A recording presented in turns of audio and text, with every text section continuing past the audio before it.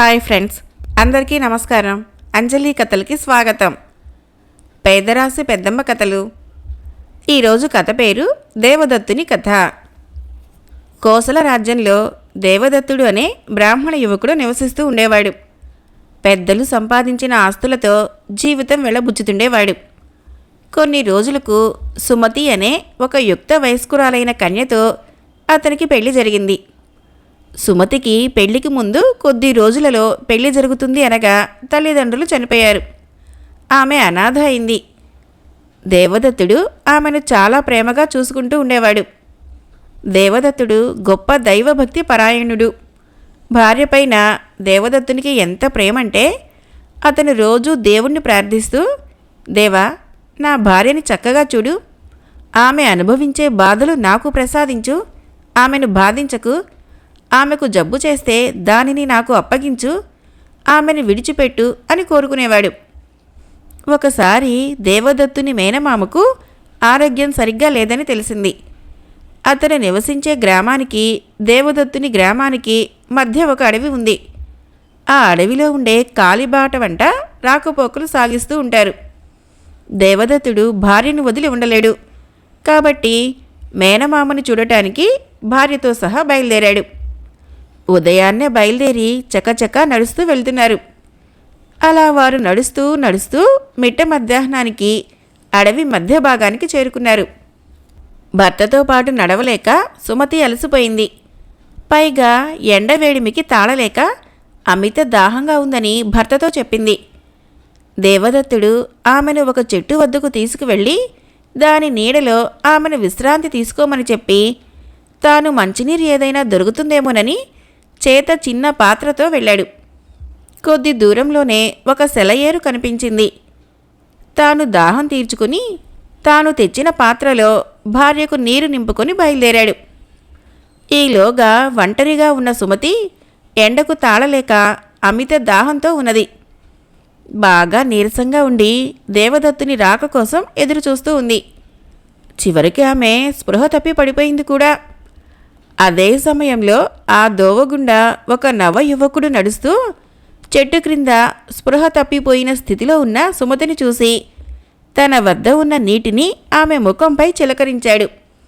తర్వాత ఒక పెద్ద ఆకుని తీసుకొని గాలి వచ్చేలాగా వీస్తూ ఉపచారాలు చేశాడు. అతను చేసిన ఉపచారాలకి సుమతికి స్పృహ వచ్చింది.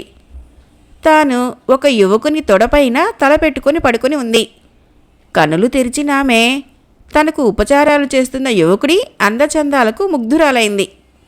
క్షణంలో ప్రేమలో పడింది. ఆ యువకునికి కూడా సుమతి అందాలకు మోహావేశం కలిగింది. అయితే సుమతి ఆ రకమైన భావావేశంతో ఆమెకు కలిగిన నీరసం వలన తల వేలాడేసి మరణించింది. సుమతికి ఉపచారాలు చేస్తున్న యువకుడు ఆమె నాడిని పరీక్షించి ఆమె మరణించిందని నిర్ధారించుకున్నాడు. ఆమెను ఏం చేయాలో తోచక అలాగే నిలబడి ఉండిపోయాడు. ఈలోగా నీటిని తీసుకురావటానికి వెళ్ళిన దేవదత్తుడు అక్కడికి వచ్చాడు. సుమతి తలను తన ఒడిలో ఉంచుకొని పరిచర్యలు చేస్తున్న యువకుణ్ణి చూశాడు. ఆమెకు ఏమైందోననే ఆతృతతో పరుగు పరుగున అక్కడికి చేరుకున్నాడు. ఆ యువకుడి ద్వారా ఆమె మరణించిందని తెలుసుకొని విచారించాడు. అయితే దైవభక్తి పరాయణుడు కాబట్టి దేవుణ్ణి ప్రార్థించాడు. మనస్సు లగ్నం చేసి, దేవా, నా జీవితంలో సగం నా భార్యకు ఇవ్వు, తనని బ్రతికించు అని 3 సార్లు ఉచ్చరించాడు. ఆశ్చర్యం గులిపేలాగా సుమతి కళ్ళు నులుముకుంటూ లేచి కూర్చుంది. ఆమె భర్త పక్క ఉన్న యువకుని ప్రేమలో పడింది. అతను కూడా ఆమెపై ప్రేమతో ఉన్నాడు. దేవదత్తుడికి మాత్రం ఇవేమీ తెలియవు. ఆయన కూడా తన భార్యకు ఉపచారం చేశాడని అనుకుంటున్నాడు. ఈసారి ముగ్గురూ కలిసి బయలుదేరారు. కొంత దూరం నడిచాక సుమతి తనకు దాహంగా ఉన్నదని చెప్పింది. దేవదత్తుడు పాత్ర తీసుకొని నీటి కోసం బయలుదేరాడు. కొద్ది దూరంలోనే ఒక దిగుడు బావి కనిపించింది. ఆ బావిలోని నీళ్లు ఎలా ఉన్నాయో చూద్దామని దేవదత్తుడు బావి అంచుకు వెళ్ళి తొంగి చూశాడు. అతని వెనకాల వచ్చిన యువకుడు అదే సరైన సమయమని భావించి దేవదత్తుణ్ణి బావిలోకి తోసేశాడు. దేవదత్తుడు బావిలోకి పడిపోయిన తర్వాత ఆ యువకుడు సుమతి వద్దకు చేరుకొని తన పేరు శేఖరుడు అని చెప్పి దేవదత్తుణ్ణి తాను బావిలోకి త్రోసిన సంగతి చెప్పాడు. సుమతి శేఖరుడు చేసిన పనికి ఎంతో సంతోషించింది. ఇద్దరూ కలిసి చెట్టాపట్టాలు వేసుకుని పాటలు పాడుకుంటూ వెనుకకు బయలుదేరారు. అలా వాళ్ళిద్దరూ ఆదమరిచి కొంత దూరం వచ్చాక గాని తాము దారి తప్పినట్లు గుర్తించలేదు. వాళ్ళు పొరుగు రాజ్యంలోకి ప్రవేశించారు. అంతలో ఆ దేశపు రక్షక భటులు వీళ్ళిద్దరినీ గొలుసులతో బంధించి మహారాజు ముందు సభలో హాజరుపరిచారు. మహారాజు, మీరెవరు? ఏ దేశం నుంచి వచ్చారు? మీరు గూఢాచారులా అంటూ ప్రశ్నించాడు.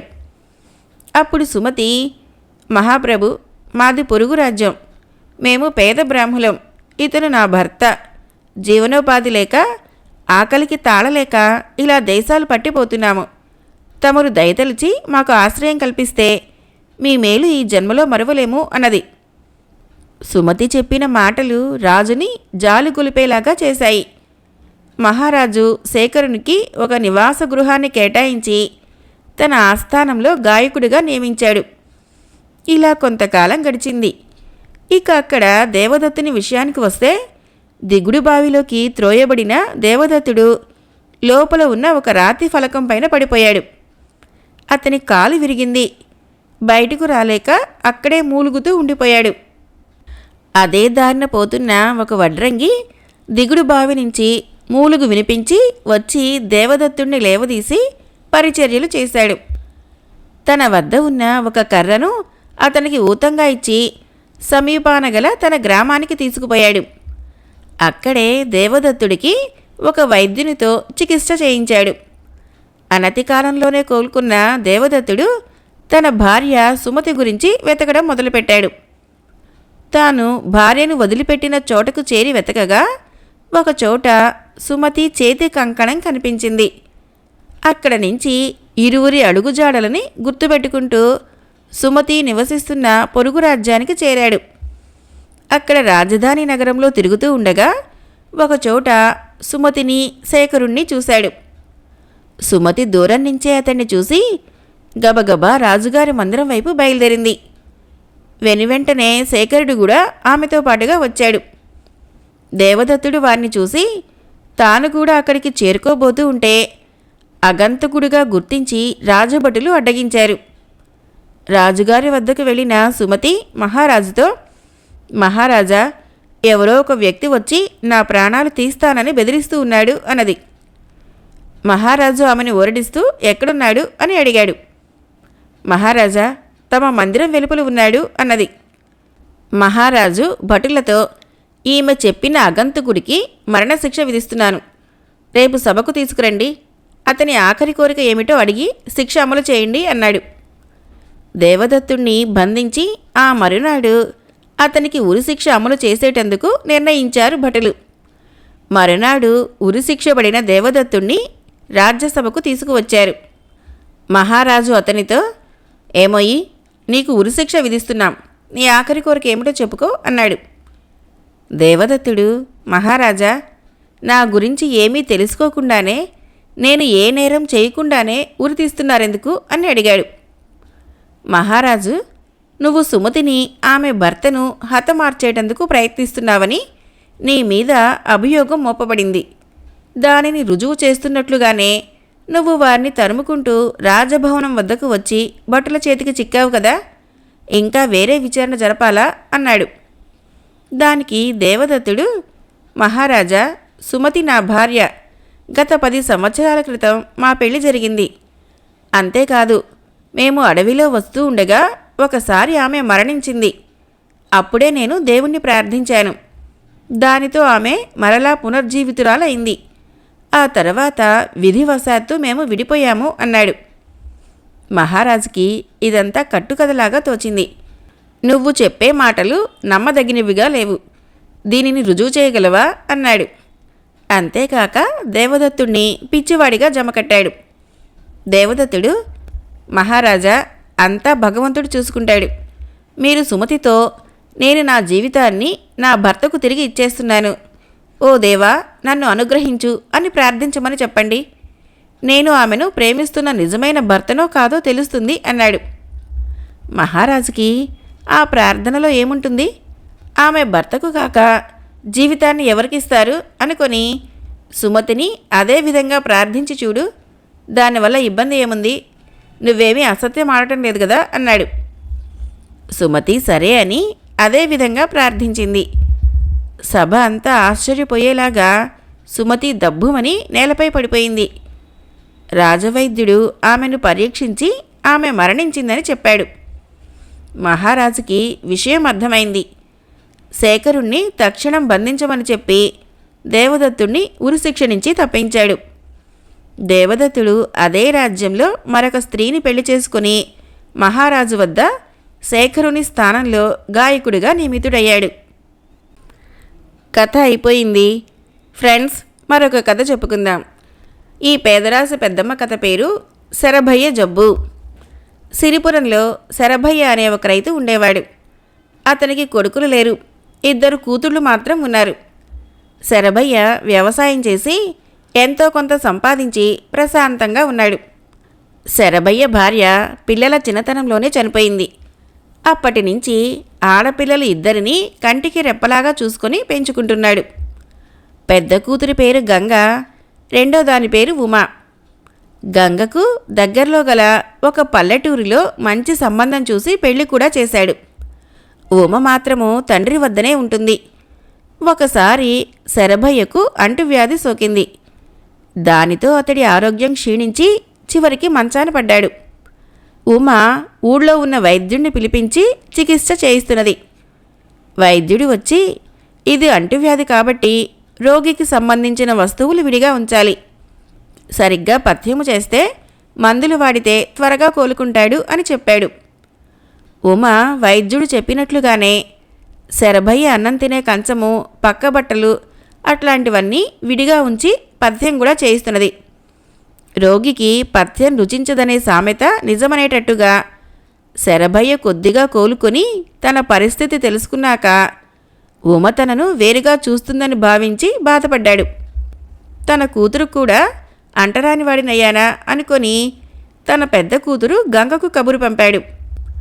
ఈలోగా వైద్యుడు వచ్చి ఉమ తాను చెప్పిన విధంగానే చేస్తుందని గ్రహించి శరభయ్య కోలుకోవటానికి ఎంతో కాలం పట్టదని చెప్పి వాడవలసిన మందులు ఇచ్చి వెళ్ళాడు. తండ్రి అనారోగ్యంతో ఉన్నాడని తెలిసి గంగ పరుగు పరుగున వచ్చింది. శరభయ్య తన అవస్థను పెద్ద కూతురుకు చెప్పుకున్నాడు. గంగ తండ్రికి ధైర్యం చెప్పి ఉమతో ఆయనకు వచ్చిన జబ్బు అంత తీవ్రమైంది కాదని, ఆయన వస్తువులు వేరుగా ఉంచాల్సిన పని లేదని చెప్పి తానే శరభయ్య పనులు చేయటం మొదలుపెట్టింది. ఇక ఉమ మాట వినేవారే లేకపోయారు. కొన్ని రోజులకు కోలుకుంటున్న శరభయ్య ఆరోగ్యము మళ్ళీ క్షీణించటం మొదలైంది. అంతేగాక గంగ కూడా జబ్బున పడింది. వైద్యుడు శరభయ్యను పరీక్షించి పథ్యం సరిగ్గా పాటించకపోవటం వలనే జబ్బు తిరగబెట్టింది అని గంగ వైపు చూసి, అమ్మాయి, నువ్వు సరిగ్గా నియమాలు పాటించకపోవటం వలనే నీ తండ్రికి జబ్బు పెరిగింది, నీకు కూడా అది అంటుకున్నది అని చెప్పాడు. ఉమ ఇరువురికి వైద్యుడు సూచించినట్లుగా వారి వస్తువులను వేరుగా ఉంచి సేవ చేసింది. 2 కొద్ది కాలంలోనే కోలుకున్నారు. భార్య ఇంకా పుట్టింటి నుంచి రాలేదేమిటని గంగ భర్త వచ్చాడు. గంగ చేసిన నిర్వాకానికి భార్యను చివాట్లు పెట్టి ఇంటికి తీసుకుపోయాడు. కన్నతండ్రిపై ఎంత ఆపేక్ష ఉన్నా కొన్నిసార్లు కొంతమంది చూపే ఆపేక్ష నిరర్ధక ఆపేక్ష అవుతుంది, గంగకున్న ఆపేక్షలాగా. దానివల్ల సత్ఫలితం కంటే నష్టమే ఎక్కువ. ఉమకు కూడా తండ్రిపై ప్రేమ ఉన్నా ఆయన ఆరోగ్యం బాగుపడాలనే కఠిన నియమాల్ని పాటించింది అని చెప్పింది పెద్దమ్మ. కథ అయిపోయింది. ఫ్రెండ్స్, మరొక కథ చెప్పుకుందాం. ఈ కథ పేరు జిత్తులు మారి భార్య. సోనాపురంలో మందబుద్ధి అనే పేరు గల వర్తకుడు ఒకడు ఉండేవాడు. అతను చాలా మంచివాడు, సౌమ్యుడు, నిదానస్తుడు. అతన్ని చూసి ఆ గ్రామంలో అందరూ అతన్ని అభిమానిస్తూ ఉండేవారు. చేసేది వ్యాపారమైనా లాభాపేక్ష లేనివాడు. అది కూడా అందరూ అభిమానించడానికి కారణమై ఉండవచ్చు. మందబుద్ధికి ఒక భార్య ఉంది. ఆమె పేరు చతురిక. చతురిక స్వభావము మందబుద్ధి స్వభావానికి పూర్తిగా విరుద్ధం.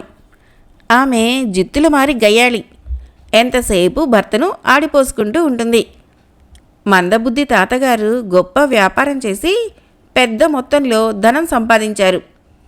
విలువైన ధనరాశులను తన తదనంతరము తన వారసులకు అందేలాగా నిక్షిప్తం చేశాడు.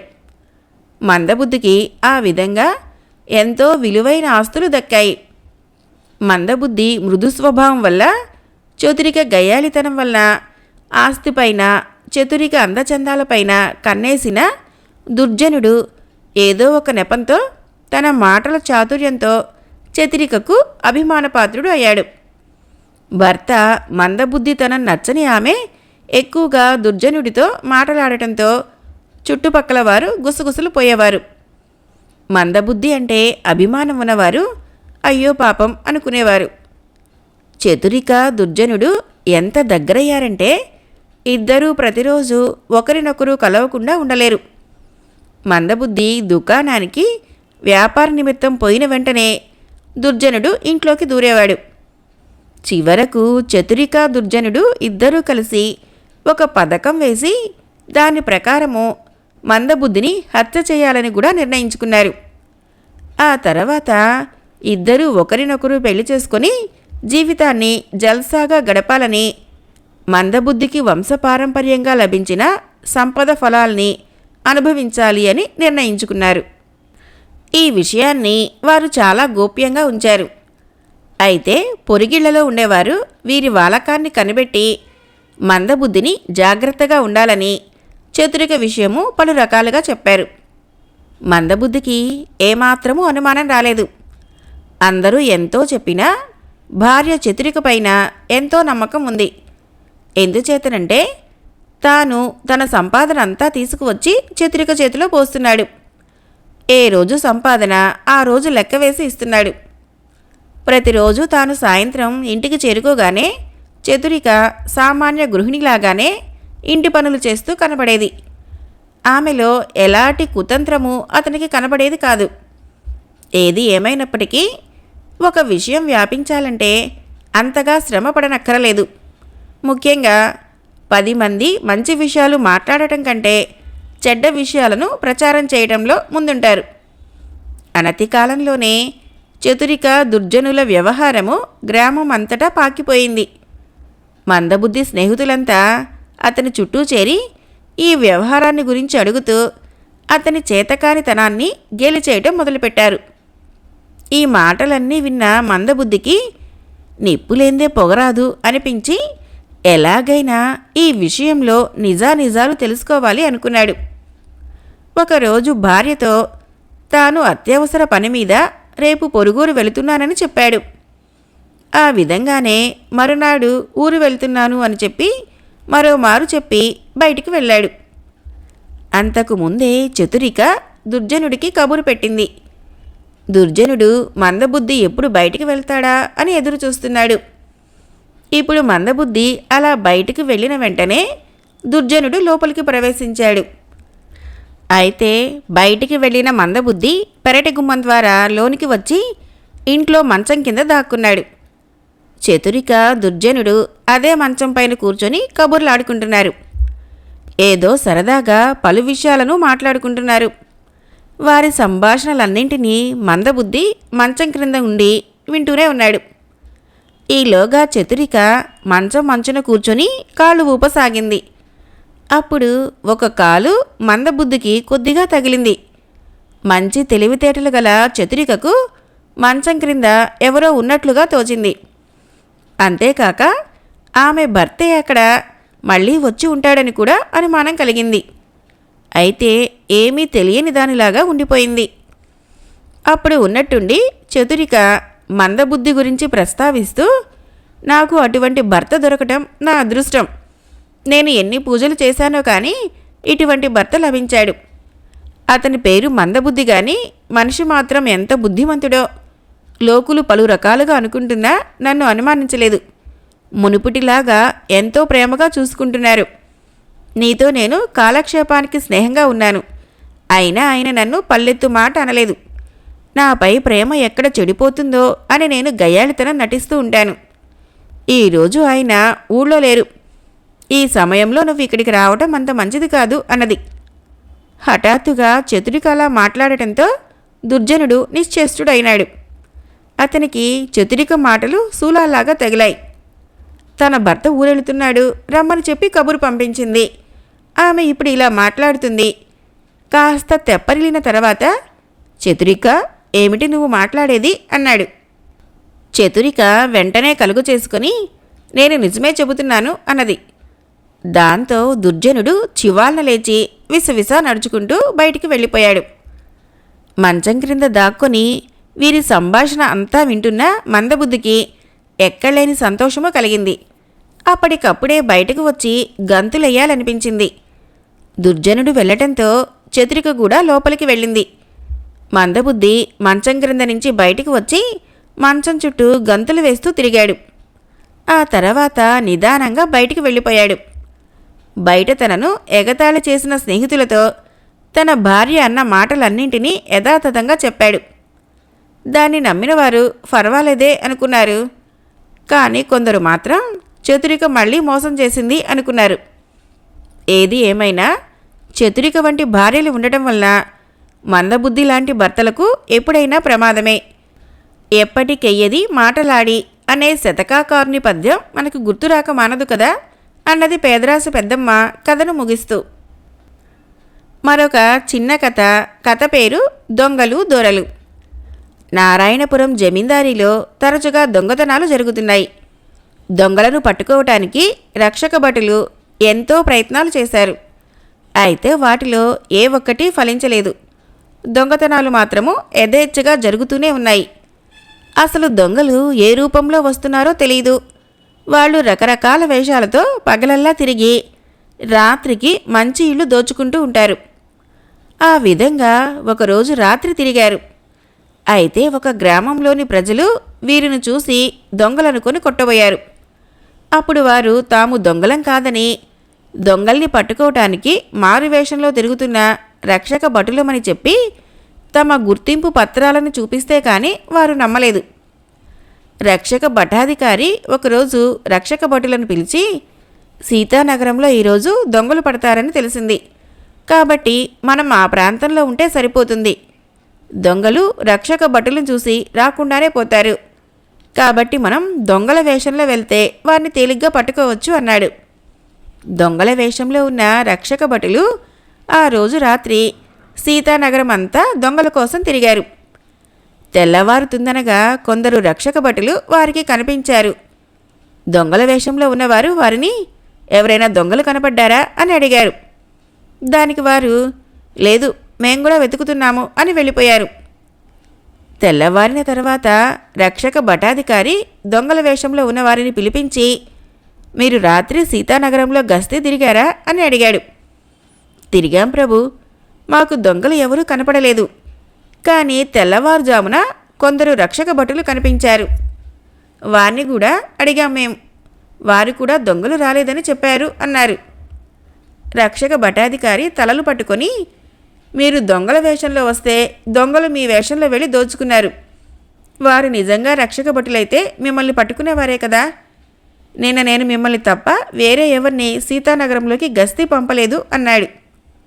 పై వేషాలు వేసినప్పటికీ వారి స్వభావాలలో మార్పు లేకపోవటంతో రక్షక భటులకు దొంగలు దొరక్క తప్పించుకోగలిగారు అన్నది పేదరాశి పెద్దమ్మ. కథ అయిపోయింది. ఫ్రెండ్స్, నా కథలు నచ్చినట్లయితే మన ఛానల్ని తప్పకుండా సబ్స్క్రైబ్ చేయండి, లైక్ చేయండి, షేర్ చేయండి, కామెంట్ చేయండి. Thank you.